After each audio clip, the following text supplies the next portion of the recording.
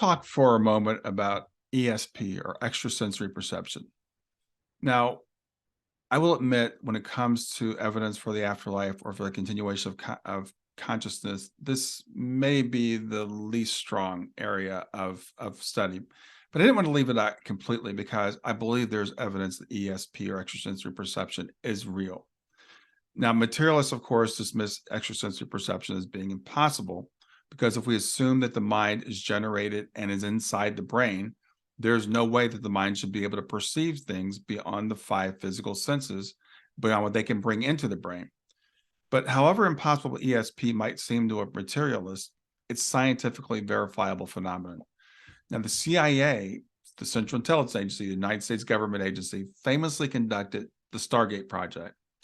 The CIA was very interested in extrasensory perception to use to spy and for mind control.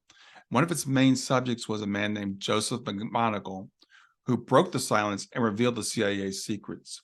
I recommend you look up Joe McMoneagle, and I'll put the spelling in the notes. But I recommend you look him up and see what he actually reported. But in the early 1970s, after he had an NDE. Joe McGonigal had an NDE, and that left him with ESP. Now, he worked for years for the Army and in the CIA in this government project. And the thing that they worked on a lot was remote viewing. And in remote viewing, what McGonigal would do, he would give information about where hostages were detained, the locations of military bases, where lost planes could be found, and more. And remote viewing has been verified time and time again and used for everything from missing person cases to finding lost keys.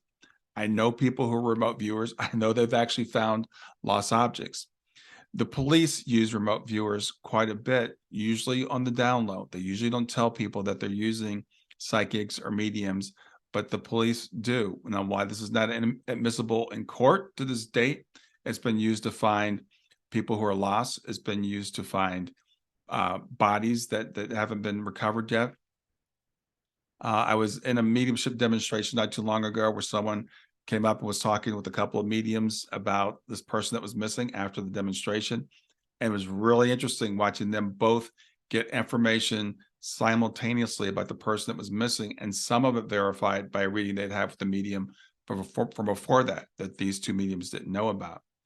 So from a paper on the National Institutes of Health website, the NIH website, it says, despite the accumulated data and recent positive findings in the literature, significant controversy remains regarding the interpretation of evidence for the existence of precognition. Proponents find the combined results as compelling evidence in support of precognition with similar or small effect sizes to those reported in the psychological literature. Skeptics, however, question potential methodology and or analytical confounds in these studies, as well as a physical possibility of precognition. And as I was reading about precognition, as I was reading about this, there are some very famous quotes where people will actually look at the data and say, okay, the data does indicate that there is psychic phenomena going on here, precognition going on here. But since that's impossible, there must be a problem with the methodology. That is what I was saying earlier, is not a scientific approach. A scientific approach doesn't say the data can't be true because the data are impossible.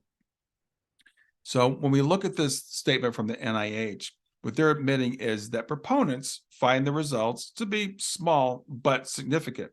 And they are significant is a key word here.